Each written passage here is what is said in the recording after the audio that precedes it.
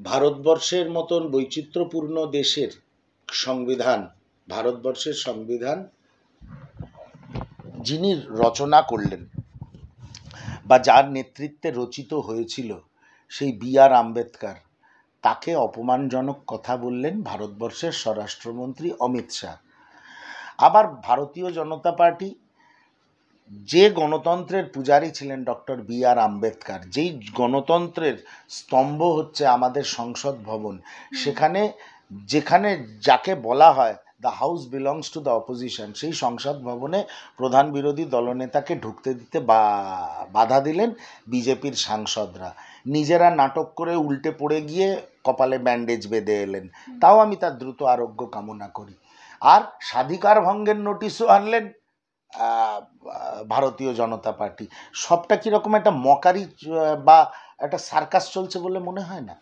বিষয়টা কি জানো তো, মানুষ যখন বুঝতে পারে যে আমি যেটা করে ফেলেছি সেটা একটা ভয়ঙ্কর অন্যায় হয়ে গেছে, ডক্টর B.R. আম্বেদকরের মতন মানুষকে নিয়ে সংসদে দাঁড়িয়ে পৃথিবীর সর্ববৃহৎ গণতন্ত্রের স্বরাষ্ট্রমন্ত্রী আম্বেদকর আম্বেদকর আম্বেদকর এইভাবে যে অপমান করা যায় না, সেটা বোধহয় ওদের বুঝতে একটু দেরি হয়ে গেছে। তাই এগুলো হচ্ছে সব ড্যামেজ কন্ট্রোল।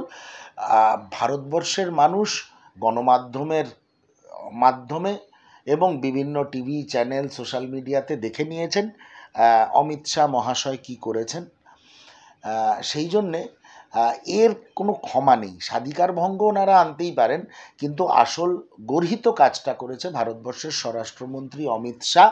তিনি ডক্টর B.R. আম্বেদকর আমাদের যে একজন স্বরাষ্ট্রমন্ত্রী হিসেবে কিভাবে এটা বলেন? না, এটা ওদের কালচার, তো এটা ওদের কালচার। মানুষকে তির্যক মন্তব্য করো, মানুষকে ছোট করে কথা বলো। ভারতীয় যেমন ওরা ভাবতে ভালোবাসে ভারতীয় জনতা পার্টি হচ্ছে একটা দেশভক্ত পার্টি, আর ভারতীয় জনতা পার্টির বাইরে যারা রাজনীতি করে সবাই হচ্ছে দেশ বিরোধী। ওরা বলে রাষ্ট্রবিরোধী। এটা ওদের কনসেপ্ট, এটা তুমি ওদের মাথাতে বার করতে পারবে না।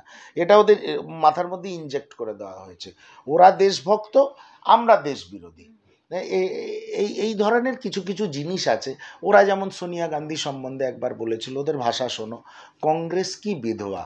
আপনি একজন মহিলা যিনি স্বামী হারিয়েছেন, যার স্বামীর রক্তে ভারতবর্ষের মাটি লাল হয়ে গেছে, সেই মহিলা সম্বন্ধে আপনি বলছেন কংগ্রেস কি বিধবা। ভারতবর্ষের বিরোধী দলনেতা, তখন হয় উনি কংগ্রেস সভাপতি, তাকে আপনি কি বলছেন? পাপ্পু বলছেন। যে এই যে কুরুচি বা এই যে ভাষা সন্ত্রাস ভারতীয় জনতা পার্টির, এটা ওদের চিরকালীন, এটা নতুন কিছু না। তা আজকে আম্বেদকরকে নিয়ে মকারি করেছে, কালকে মহাত্মা গান্ধীকে নিয়ে মকারি করবে, পরশু অ্যালবার্ট আইনস্টাইনকে নিয়ে মকারি করবে। এগুলো ওরা ওদের ওই হেডগেওয়ার, মোহন ভগবত, নরেন্দ্র মোদী, অমিত শাহ এর বাইরে যেতে পারে না। সেই নলেজও নেই, সেই মানসিক পরিধিও নেই, সেই ব্রেনটা খুব সংকুচিত, তো পড়াশুনো করে না। ওরা হচ্ছে কুয়োর ব্যাঙ ভারতীয় জনতা পার্টি।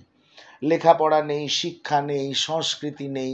এই কুয়োর ব্যাঙেরা ওই কুয়োর মধ্যেই থাকে আর নিজেদের মধ্যেই যা করার করে।